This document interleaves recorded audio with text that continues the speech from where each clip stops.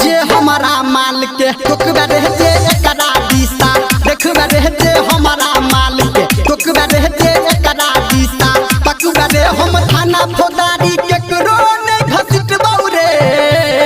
हर मुठा कोदाइर से सीधा सार कटबहू रे अपन जबिया कोदाइर से सीधा सार कटबहू रे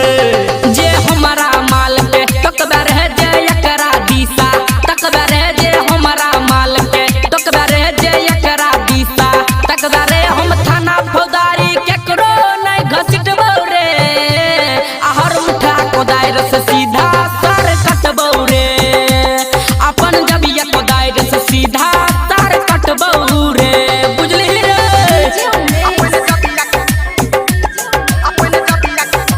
सुखीपुर बाजार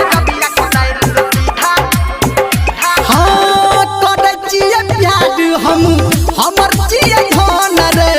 आ करबै बियाह हम हमर छै मन रे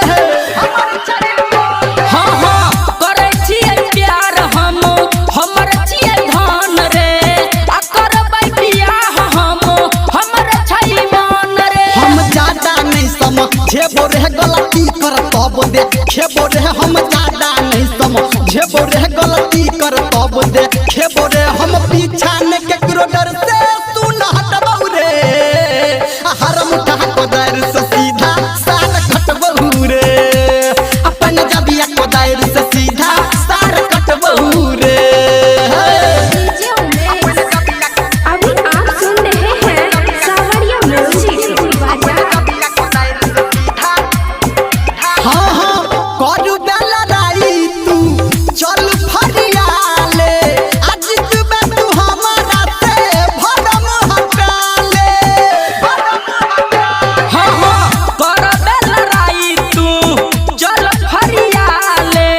आज तबे तू हमारा से भरम हटाले धर्मेंद्रा की समझाब छौ संगे लड्डू लाल गाब छौ निरमलिया की समझाब छौ संगे लड्डू लाल गाब छौ संजय गौतम जी से कही के न डटबौ रे हर मुठा कोदाइर से सीधा सार कटबहू रे अपन जबिया कोदाइर से सीधा सार कटबहू रे